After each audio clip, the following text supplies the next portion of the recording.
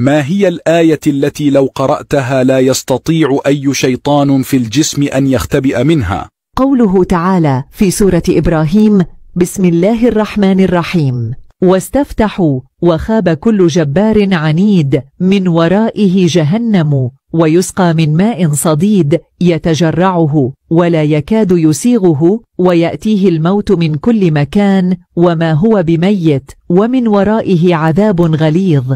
وما هي الآية التي لو قرأتها بعد العصر رزقك الله من حيث لا تحتسب وفرج همك وقضى دينك؟